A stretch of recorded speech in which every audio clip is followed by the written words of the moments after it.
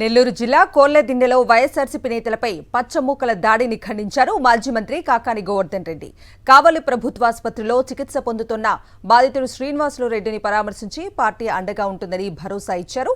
7 నెలల్లోనే కూటమి సర్కారుపై వ్యతిరేకత వచ్చిందన్నారు. వైఎస్ఆర్సీపీ శ్రేణుల పట్ల అధికారులు ఏకపక్షంగా వ్యవహరిస్తే వదిలే ప్రసక్తే లేదని హెచ్చరించారు కాకాని గోవర్ధన్ రెడ్డి.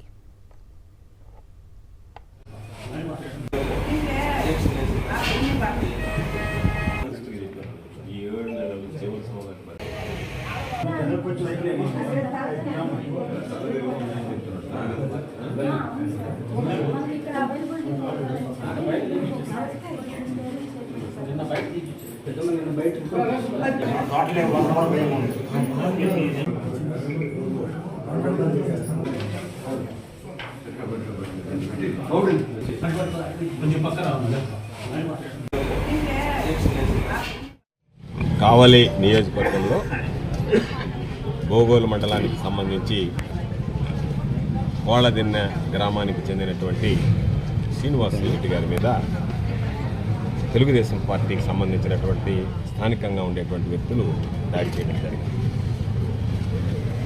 అయితే తెలుగుదేశం ప్రభుత్వం అధికారంలోకి వచ్చినప్పటి నుంచి అభివృద్ధి సంక్షేమాన్ని విస్మరించి బాహాటంగా మాది రాజకీయ పరిపాలన, రెడ్ బుక్ రాజ్యాంగం కాబట్టి కక్ష సాధింపులే మాకు ముఖ్యం అని చెప్పి చంద్రబాబు నాయుడు కుమారుడు లోకేష్ మాట్లాడుతూ ఈరోజు విచ్చలవిడిగా వైఎస్ఆర్ కాంగ్రెస్ పార్టీ శ్రేణుల మీద దాడులు చేయడం, కక్ష సాధింపులకు పాల్పడడం అనేటువంటిది నిత్యకృత్యంగా ఆనవాయితీగా మారిపోయినటువంటి